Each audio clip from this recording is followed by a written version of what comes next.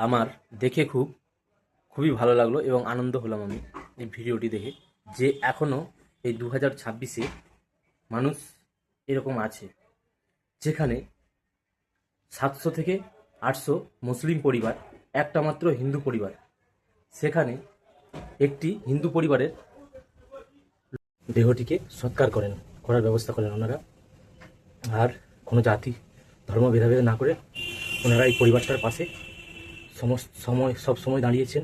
আর শেষ যাত্রাতেও এই মানুষটির ওনারা দাঁড়িয়েছে।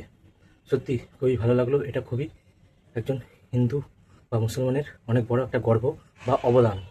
সত্যি এরকম যদি আমাদের ভারতবর্ষের প্রতিটা মানুষ হতো, আজ সমাজটা শেষ হতো না, সমাজটা আরও আগাতো। মারা গেছিল, তো তিনি ছিলেন হিন্দু। সেই হিন্দুকে দাহ করতে নিয়ে গেছিলেন সেই পাশে থাকা 800 জন মুসলমান পরিবার।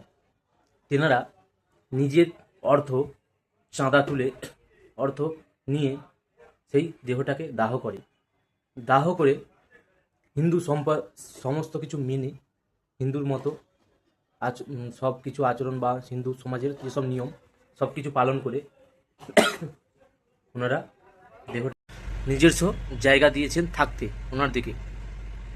ওনার দিকে হিন্দু সম্প্রদায়ের মানুষটাকে থাকতে দিয়েছেন নিজের জায়গা দিয়ে, রেখে দাহ করেন এবং বলেছেন যদি আরও অর্থ লাগে আমরা এই সাহায্যের জন্য হাত বাড়িয়ে দেব। সত্যি এই দৃশ্যটা দেখে খুবই ভালো লাগলো, যে আজও হিন্দু মুসলমান পাশাপাশি আছে বা নিজেদের জন্য বাঁচে। তবে আমি কিছু ভিডিও দেখাচ্ছি, আপনারা দেখুন ভিডিওগুলি। হুসেন মনসুরি সাহেব, যিনি এতই ভালো ভালো কাজ করেছেন, তাকে আমি দিল থেকে স্যালুট জানাই ও ভালোবাসা জানাই। আসামে যে বড় ভয়াবহ বন্যাটা হয়েছিল, নিজের জীবনের ঝুঁকি নিয়ে উনি দান ধ্যান করেছিলেন, মানুষের পাশে ছিলেন, মানুষের ভালোবাসাও পেয়েছেন, মানুষের আশ্বাস বিশ্বাস সব কিছু পেয়েছেন। কিন্তু এখানে যে ভিডিওগুলি আমি দেখালাম, সেই ভিডিওগুলিতে এই মানুষগুলি এনারাও ছিল, এনাদেরকে তুলে ধরেনি কিছু সম্প্রদায়ের মানুষ। এখানেতেও হিন্দু মুসলমান করছে, কারা করছে সেটা আমরা নয়, আপনারা ভালোভাবেই জানেন। কেন ভাই, যেখানে আরএসএস প্রথম থেকেই ছিল মানুষের পাশে, সেই ভিডিওটা তোমরা তুলে ধরনি। যেখানে ইসকন থেকে খাবার আসছিল, সেই ভিডিওগুলোও তোমরা ধরনি।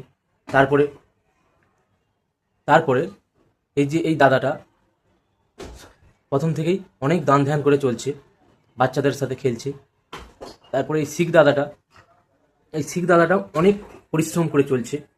কেন, এনারা একটা অন্য সম্প্রদায়ের মানুষকে দেখাচ্ছে, বলছে এই দেখো এই জিহাদিগুলো পয়সা দিয়েছে, এবার এরা জিহাদি পয়সা দিয়েছে।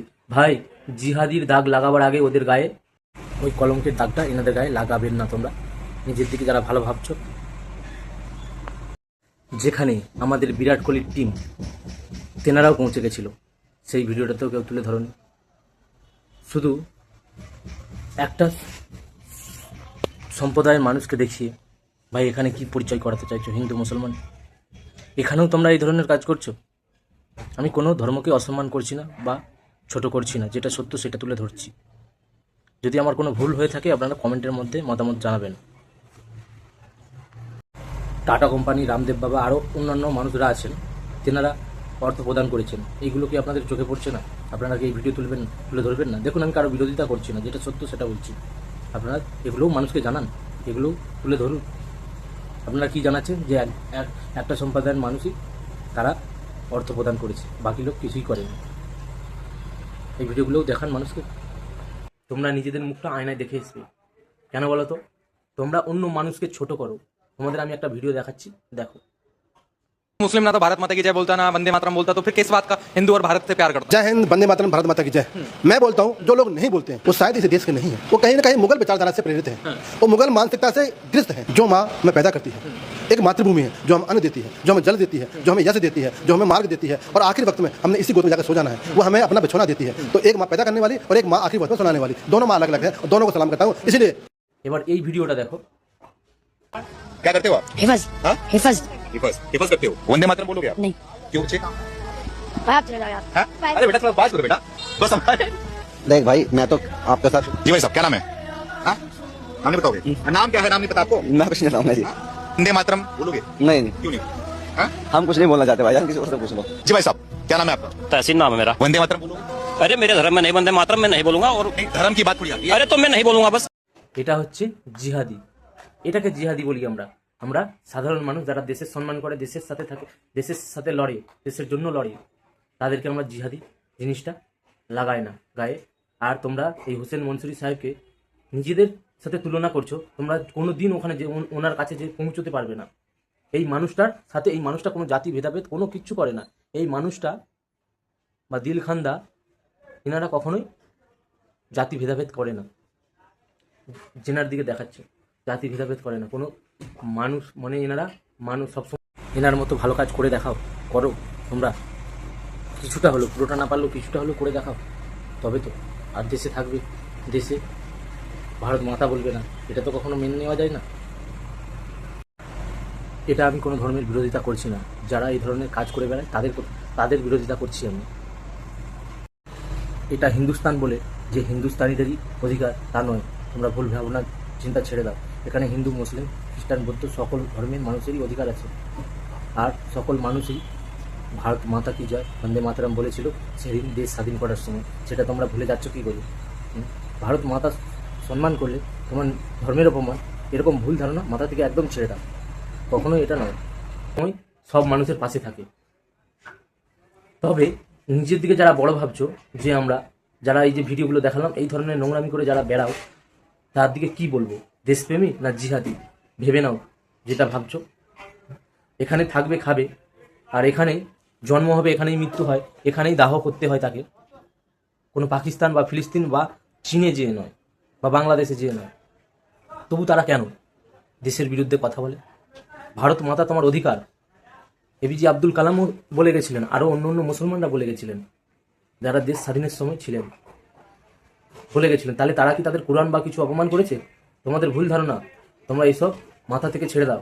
ভারত মাতা, তোমার বাবা মাকেও দুদিন পর বাবা মা বলা ভুলে যাবে, বলবে এটা আমাদের কোরআনেতে লেখা নেই। তোমরা সেটা মানবে না।